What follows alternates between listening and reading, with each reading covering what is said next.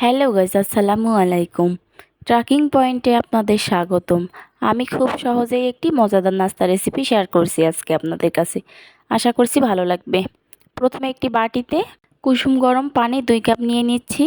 East 2 চা চামচ, চিনি 4 টেবিল চামচ নিয়ে নিচ্ছি। এরপর একটা হ্যান্ড উইচের সাহায্যে মিশিয়ে নেব।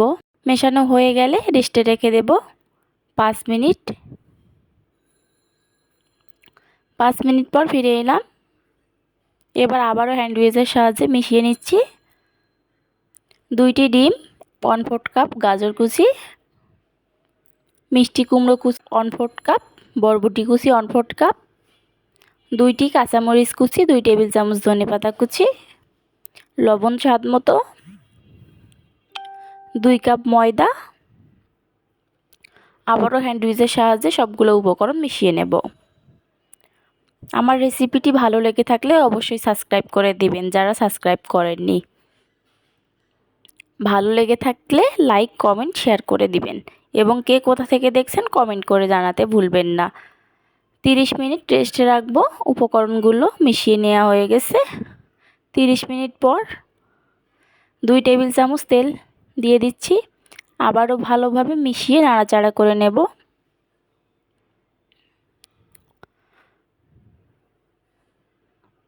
মিশ্রণগুলো রেডি হয়ে গেছে। এবার একটি ফ্রাই প্যানে কুসুম গরম করে তেল নিয়েছি।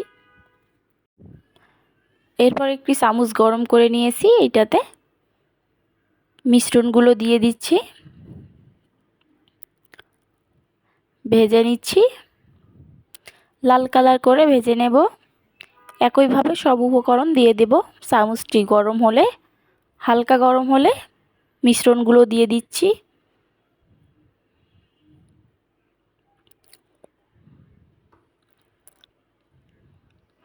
আশা করছি আমার রেসিপিটি আপনাদের কাছে ভালো লাগবে। ভালো লেগে থাকলে অবশ্যই বাসায় ট্রাই করার চেষ্টা করবেন। ইনশাল্লাহ নিরাশ হবেন না। আমার রেসিপিটি কে কোথা থেকে দেখছেন অবশ্যই কমেন্ট করে জানাতে ভুলবেন না। লাল কালার করে ভেজে নিয়েছি। এবার চুলা থেকে নামিয়ে নেব। একটা সাহায্যে উঠিয়ে নিচ্ছি। একইভাবে সবগুলো রেসিপি আমি ভেজে নিয়েছি। দেখেন দেখতে কতটা সুন্দর হয়েছে। দেখতে যেরকম সুন্দর হয়েছে খেতেও অনেক মজার। ছোট বড় সবাই এই নাস্তা রেসিপিটি খেতে পারবে এবং খেতে দারুণ মজার। আশা করছি ভালো লাগবে। ভালো লেগে থাকলে অবশ্যই বাসায় ট্রাই করবেন। আজকের মতো এখানেই বিদায় নিচ্ছি। সবাই ভালো থাকবেন। আল্লাহ হাফেজ।